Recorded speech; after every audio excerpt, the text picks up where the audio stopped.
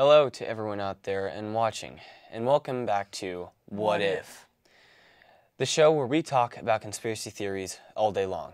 Get ready to get weird, because today we are going to be dictating the truth about Adolf Hitler's fake death, discovering the moon landing if it actually happened, and laying down the truth about Mattress Firm.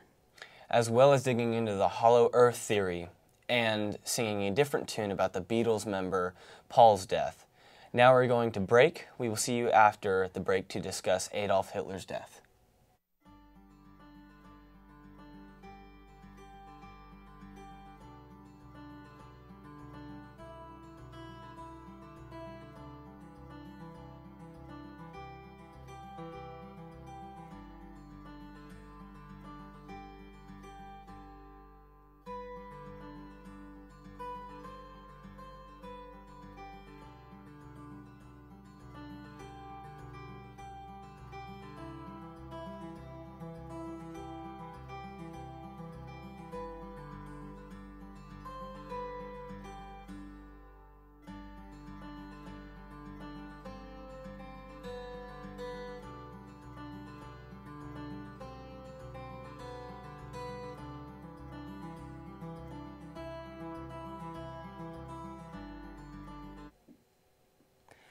The theory is that Hitler did not commit suicide, but instead escaped with his wife to Argentina.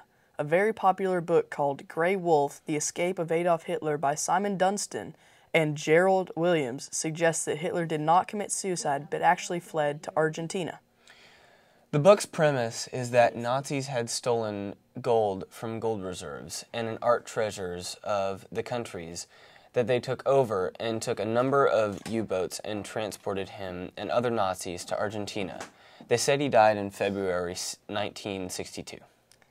Declassified FBI documents contain a number of alleged sightings of Hitler, along with the theories of his escape from Germany. The FBI states that the information within those documents pertaining to the escape and sightings of Hitler cannot be verified. Yes. For decades, people believed that a skull fragment with a bullet hole found outside Hitler's bunker was the proof of Hitler's death in 2009. Samples of the skull were DNA tested, and the sample was found out to be of a woman under the age of 40. I know that Hitler is alive. The voices tell me so. I saw Hitler back in '09 when I was visiting my grandma in Baton Rouge. I believe he's still alive today at the age of 129. All right, Mason. We're going to break, and when we come back, we'll discuss the moon landing. Do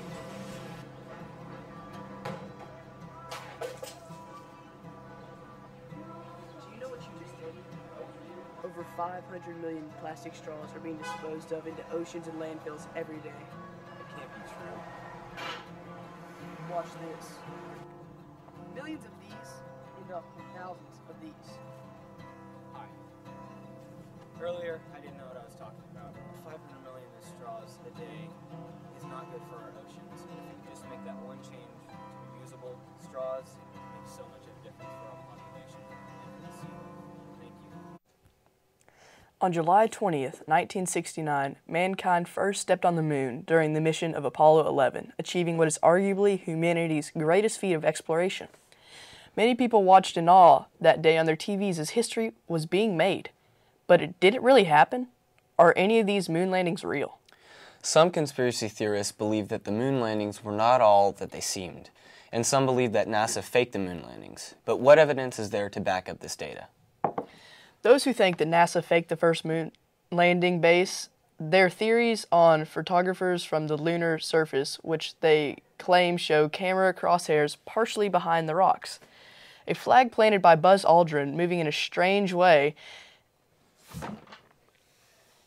and the lack of stairs over the lunar landscape and shadows falling in different directions. During the Apollo 16 mission, a rock labeled with the letter C was spotted during this moon landing. Movie props are often numbered and lettered, so stagehands know where to place them.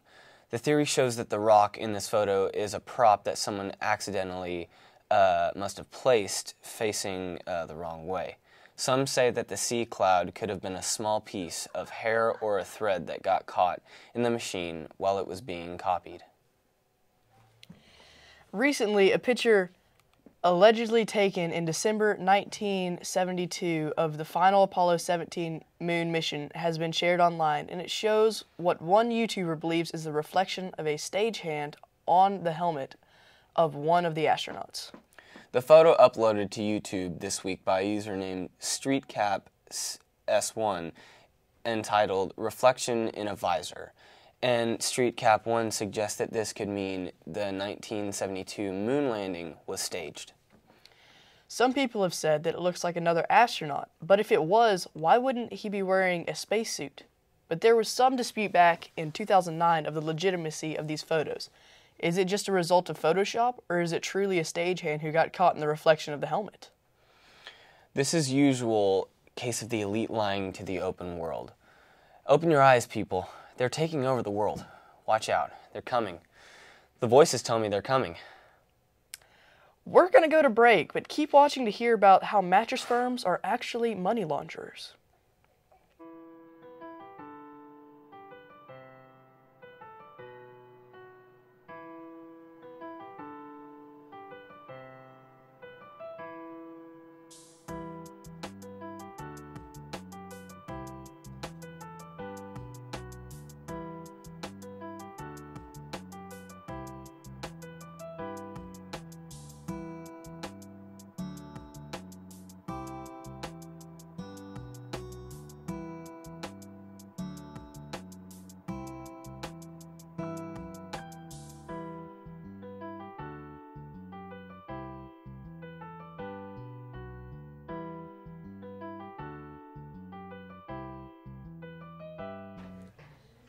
This theory is one of my favorite theories because of how possible it is. This is a weird one to talk about, but all the clues line up. That's right, we are talking about the possibility of mattress stores laundering money.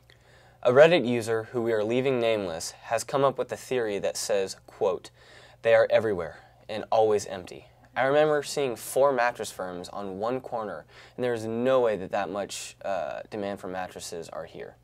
The average person buys a mattress every 7 to 10 years, and there is no way all 9,200 stores in America could stay open. I agree. It starts to look even more suspicious when you look at Google Maps and see clusters of 3 to 5 stores in extremely close proximity. This graphic shows the density of mattress stores throughout the United States. That's right. In Utah, there are .61 stores per 10,000 people. That might not make sense, but to put that into perspective, the state with the most Starbucks per 10,000 people is Washington, with .88 stores, and there's a higher density of mattress stores in 46 states than Starbucks. That is ridiculous thinking about how many people are in Starbucks constantly versus the next to nobody buying mattresses. I see no reason not to believe in this one. Mason? Without a doubt. Alright, we'll be heading to break, and after this message, we'll be discussing the Hollow Earth theory.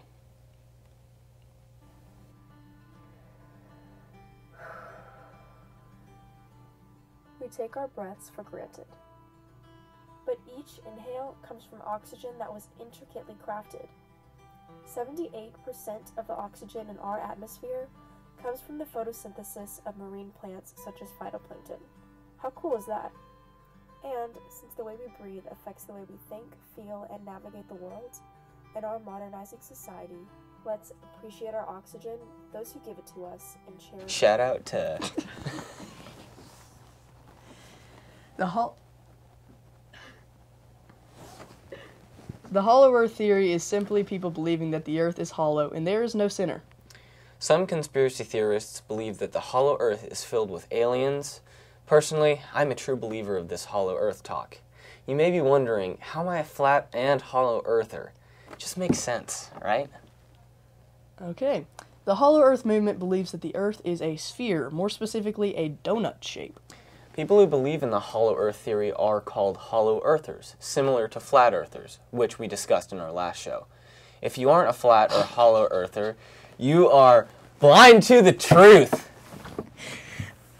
Some Hollow Earthers believe that the hollow earth is now occupied by the Nazis that That's so escaped funny. World War II.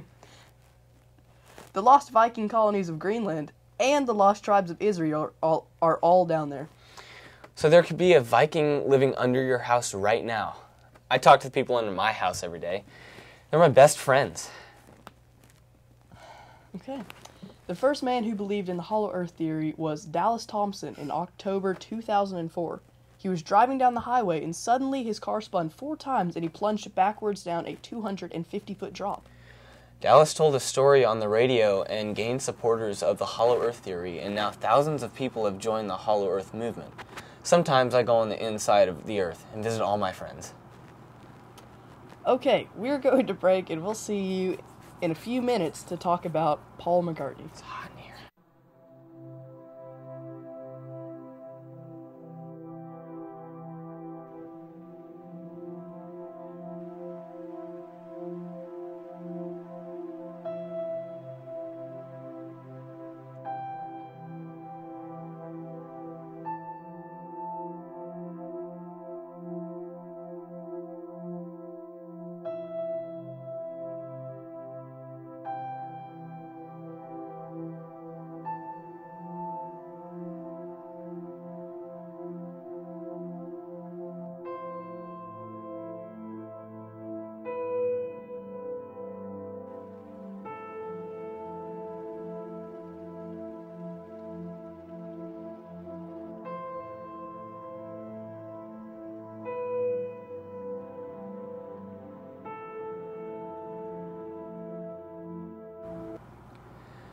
The Beatles are widely accepted as the most influential musicians in centuries.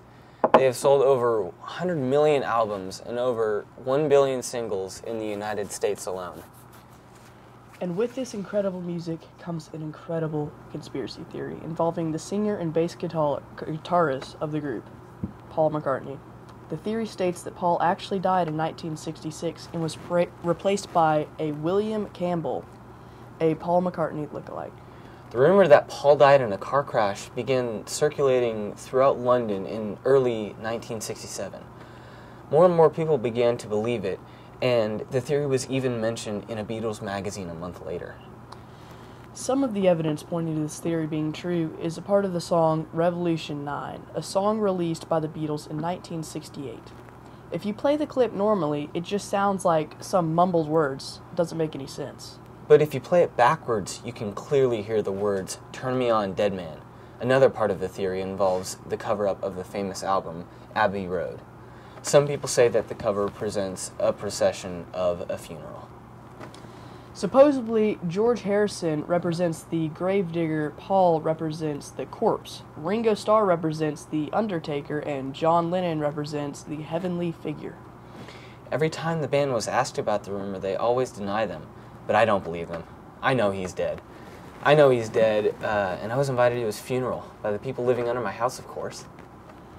Okay, that's going to be the last conspiracy theory for this episode. We'll see you after the break for a short wrap-up. Do you think I'm crazy?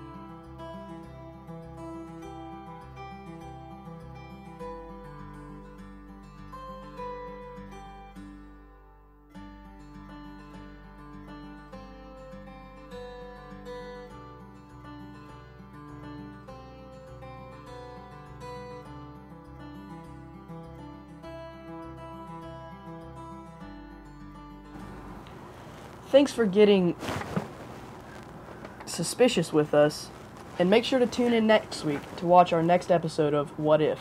Make sure to check out our website, www.whatif.com, where you can access all of your shows and leave your opinions on the conspiracy theories. You can also leave the suggestions of theories that you want us to talk about. This has been a production of HPHS.TV. See you next week, where we'll talk about a new set of conspiracy theories. See you later.